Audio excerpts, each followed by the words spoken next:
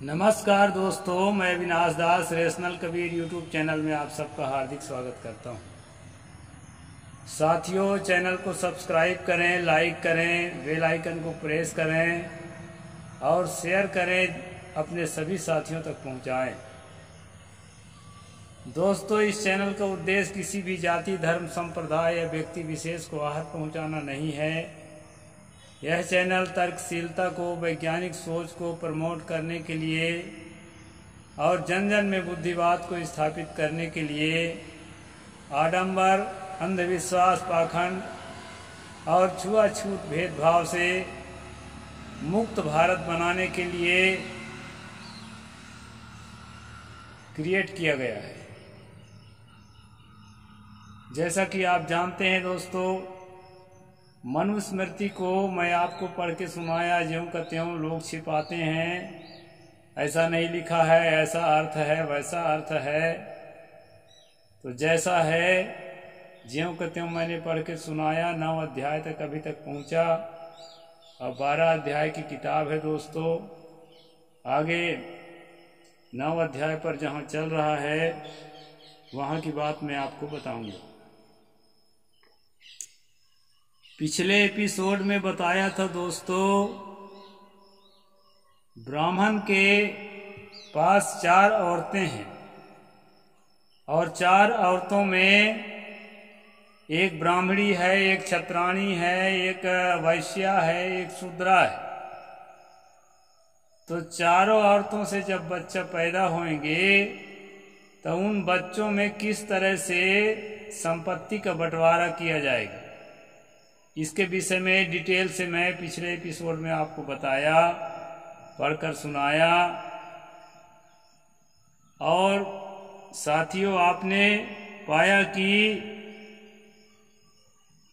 धर्मज्ञ जो ऋषि मुनि हैं उन्होंने निर्धारित किया है कि जो ब्राह्मण की स्त्री है उसके लिए जो है 4 भाग, क्षत्रिय के स्त्री से पैदा होने वाले बेटा के लिए 3 भाग और वैश्य के बेटा के लिए 2 भाग और शूद्र के बेटा के लिए 1 भाग।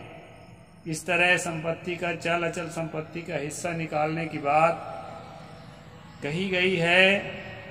9वें अध्याय के श्लोक नंबर 150 से 153 तक मैंने आपको बताया था दोस्तों।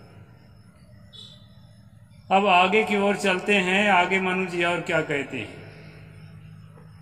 ब्राह्मणी के पुत्रों का 4 भाग, क्षत्रिय के पुत्रों को 3 भाग, वैश्य के पुत्रों को 2 भाग और शूद्र के पुत्र को 1 भाग देना चाहिए। यानी उनमें झगड़ा पैदा करने के लिए उतना ही खून लेकर के मैं भी अपने बाप का आया और उतना ही घर का काम मैंने भी किया, लेकिन मुझे 1 भाग क्यों और अगला को 4 भाग क्यों। दोस्तों, यह बात ब्राह्मणों में प्राचीन काल से रही है और आज भी है। आज आप देखेंगे सुप्रीम कोर्ट में 3% ब्राह्मण का 90% कब्जा है। उन्हीं के जज, उन्हीं के वकील और उन्हीं के बड़े बड़े पदों में कर्मचारी आपको पाए जाएंगे। और जो है कॉलेज, यूनिवर्सिटी में भी इसी प्रकार जो है ब्राह्मणों का कब्जा है। कल ही मैं समाचार में सुन रहा था कि अमरकंटक यूनिवर्सिटी, जहां से मैं आता हूं दोस्तों, अमरकंटक जो है एक ट्राइबल यूनिवर्सिटी है। भारत में एक ही है ट्राइबल यूनिवर्सिटी। उसमें 200 प्रोफेसर्स हैं, जिसमें से कम आधा प्रोफेसर ट्राइबल अर्थात जो है जनजातीय समुदाय का होने की बात तय की गई थी। और बताया जा रहा है कि 200 में से केवल 4 प्रोफेसर आदिवासी हैं। तो इस प्रकार दोस्तों आरक्षण को खाया जा रहा है। और ये मनु की मानसिकता है कि ब्राह्मण को 4 भाग दो, ब्राह्मण के बच्चे को, ब्राह्मणी के बच्चे को, एक ही बाप के बच्चे हैं तब वो, और शूद्र को 1 भाग दो। तो इस प्रकार से दोस्तों ये असमान वितरण की जो प्रणाली है इसको हमें मनुस्मृति के माध्यम से समझना पड़ेगा कि इसकी जड़ कहाँ पर है।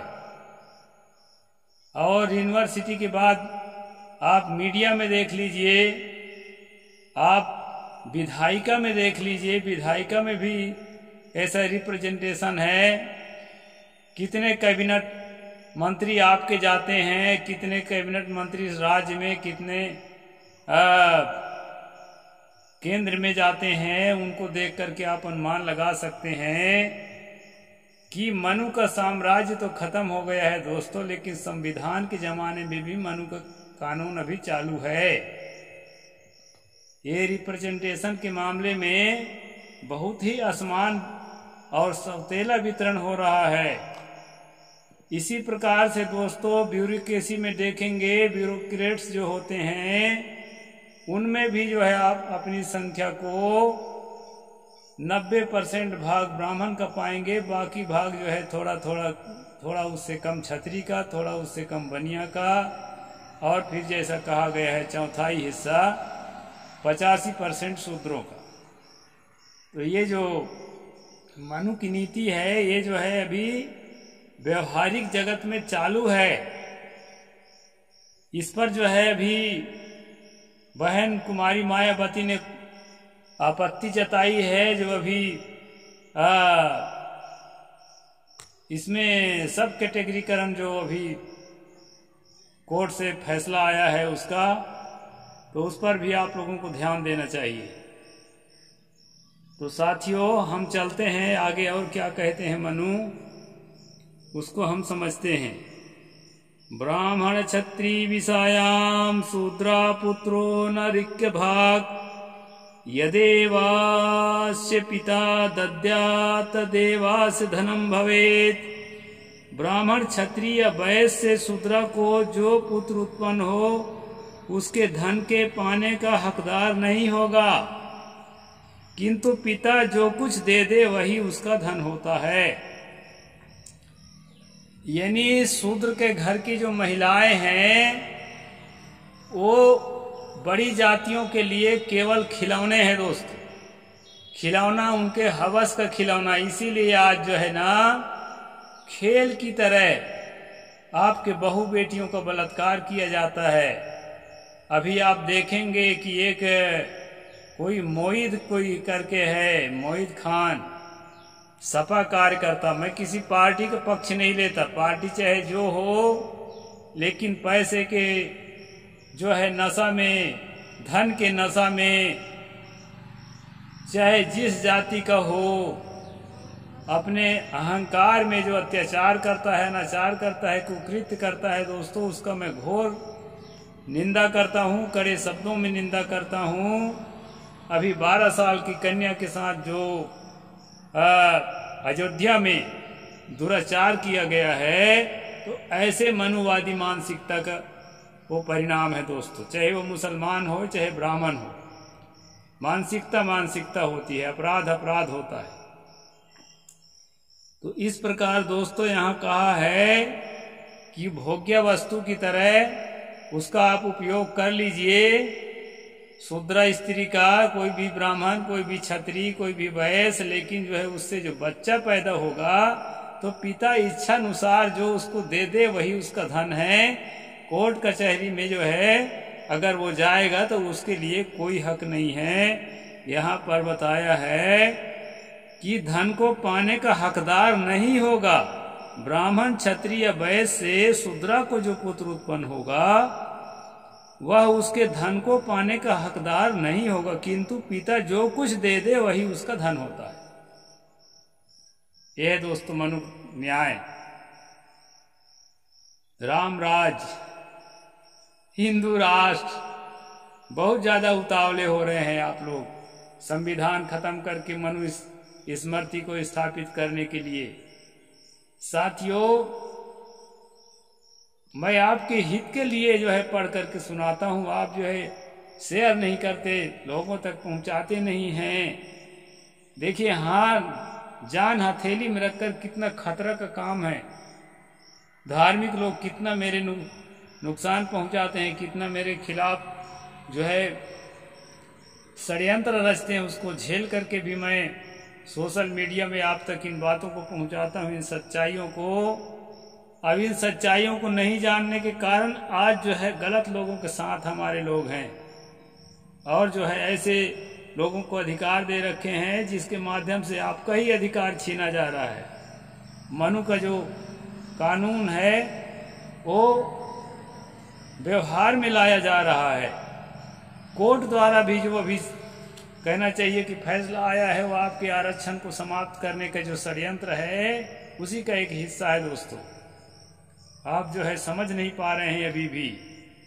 तो इस तरह से जो है ST SC OBC के लोगों को, दबे कुचले शोषित वंचित लोगों को बात समझना चाहिए। समझाने के लिए हमारे जैसे कितने रेशनल चैनल चल रहे हैं, बड़े बड़े चैनल बड़े बड़े काम कर रहे हैं दोस्तों। मेरा छोटा चैनल है तो छोटा काम कर रहा है, लेकिन बैठ के रोटी नहीं खा रहा है। हम लोग भी लगे हुए हैं।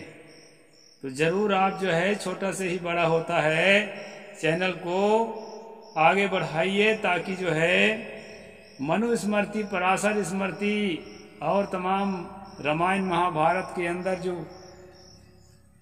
रहस्य की बातें हैं उसको खोल खोल कर मैं आपके सामने रखूंगा। और सुबह दोस्तों मैंने हेल्थ इशू पर एक वीडियो बनाया था सांप के विषय में, उसको भी आप जरूर देखना। मेरा प्रयोग किया हुआ जो भी है वही मैं आपके सामने पेश करता हूँ। मैं एक रैशनल आदमी हूँ, अंधविश्वास वाला काम मेरे बस का नहीं है। तो उसको भी आप फैलाना दोस्तों, और इसको भी फैलाना। आगे क्या कहते हैं, समवर्णासु ये जाता सर्वे पुत्रा दुजान्मनान उद्धारम जायसे दत्वा भजे नरति समम। दुजातियों को सजाती स्त्री में जितनी संतान हो वो बड़े को उसका ज्येष्ठांश देकर शेष बराबर बांट लें। यानी सजाती स्त्रियों में, यानी यदि बनिया केवल बनिया से विवाह किया है, बनिया स्त्री से, ब्राह्मण केवल ब्राह्मण स्त्री से विवाह किया है, क्षत्रिय केवल क्षत्रिय स्त्री से विवाह किया, इसको सजाती विवाह कहते हैं दोस्तों। तो सजाती विवाह से अगर बच्चे उत्पन्न हुए हैं तो ज्येष्ठ जो सबसे बड़ा भाई होगा, बड़ा बेटा होगा, उसके जेठांसी निकाल करके, यहाँ जेठांसी का रिवाज जो है छत्तीसगढ़ में भी है, बड़े के लिए थोड़ा ज्यादा निकालते हैं। यहाँ जो है साहू, सिन्हा, कुर्मी इत्यादि जातियों में भी ये प्रचलन है, क्योंकि मनु की मानसिकता दिमाग में तो है ही है, तो उसके लिए निकालने का सरकारी तौर पर तो कानूनी तौर पर नहीं है, लेकिन रिवाज के तौर पर अभी भी निकालते हैं, यह देखा जाता है। तो ये मनु की मानसिकता है दोस्तों। यहाँ पर कहा है ज्येष्ठांश निकाल करके शेष को बराबर बराबर बांट दें यदि सजाती स्त्री में विवाह किया है तो। और इसी प्रकार से दोस्तों यहाँ बताया है कि शूद्र के लिए क्या करना चाहिए। शूद्र के घर तो भी बच्चे होते हैं, तो उसको बताया है शूद्रस्य तु सवर्ण एव नान्या भार्या विधीयते तस्याम जाता समांसाः स्यरुद्ध पुत्र सतम भवेत। शूद्र को अपनी ही जाति की स्त्री करनी चाहिए। यहाँ पर श्लोक नंबर 157 में बताया है दोस्तों 9वें अध्याय के, कि शूद्र को शुद्ध वर्ण में ही विवाह करना चाहिए, दूसरे वर्ण की स्त्री से विवाह करने का उसको हक नहीं है। इसलिए यदि उस स्त्री से 100 पुत्र भी हों, उसको पिता की संपत्ति बराबर ही मिलेगी। उसके लिए जो है कोई शास्त्रीय नियम नहीं है, अपने पिता की संपत्ति को 100 बेटा भी पैदा हो जाए तो बराबर बराबर बांट ले, और अपनी जाति के ही स्त्री को। इसीलिए शूद्रों में खासकर जो है ओबीसीयों में सजाती और विजाति विवाह का बहुत कड़ा विरोध है दोस्तों। कहीं यहाँ नहीं पाएंगे। मैंने तो यहाँ तक देखा है कि पकड़ करके ले आते हैं। बेटी अगर विवाह करी है दूसरे जाति में तो उसको पकड़ करके वापस ले आते हैं। छत्तीसगढ़ में मैंने कई जगह देखा, और उसको समझा बुझा कर रखने की कोशिश करते हैं, और किसी तरह से कोई कोई रख भी लेता है और कोई कोई जो है मौका पा करके फिर भाग जाती है, क्योंकि अब उसका दिल लगा है बेचारी का, तो आपके बांधने से थोड़े बांधेगी। इस तरह से एक दो घटनाएं मेरे सामने घटी हैं, यहाँ चरोटा में भी, वहाँ कढ़ी भदर में भी, जहाँ जहाँ रहा तो ये सब देखा हूँ दोस्तों। तो ये जाति का तांडव बहुत भयंकर है अभी हमारे ओबीसी में, और जब तक इस अंधविश्वास से निकल करके और इंटरकास्ट मैरिज को बढ़ावा नहीं दिया जाएगा। एक तो इंटरकास्ट मैरिज का मैंने यहाँ पर वो लिया था इंटरव्यू, उसको जरूर देखना, चैनल में पड़ा है। तो वो महिला जो है बहुत खुश है और बता रही है कि ये कास्ट मैरिज करने वाले जो अरेंज मैरिज वालों से तो मैं लाख गुना खुश हूँ, बता रही थी। तो ऐसा कुछ नहीं है, इंटरकास्ट मैरिज करना चाहिए, लेकिन भागकर विवाह करने का समर्थन मैं नहीं करता दोस्तों। माता पिता जो है आपस में सलाह करके इंटरकास्ट मैरिज का रिवाज निकालें, इससे प्रेम भी बना रहेगा और जातियां भी टूटेगी। तो ऐसा मैं मानता हूँ। भाग के विवाह करने वाला तो सजाती विवाह के पक्ष में भी नहीं हूँ, इससे जो है एक सामाजिक सौहार्दता खराब होती है। और कोई अगर ऐसा करता है तो उसके खिलाफ भी नहीं हूँ, भाई चलो हो गया है तो उसको, अब हो ही गया है तो समर्थन देना चाहिए। तो इस प्रकार से दोस्तों यहाँ मनु ने जो नियम दिया है वो नियम मैंने बताया। अंतरजातीय विवाह और उससे होने वाले बच्चों के हकदारी किस तरह हकमारी किया है आप देख सकते हैं, और आगे कमेंट में जो है लिख सकते हैं दोस्तों। साहिब बंदगी, जय जोहार, जय भीम, जय भारत।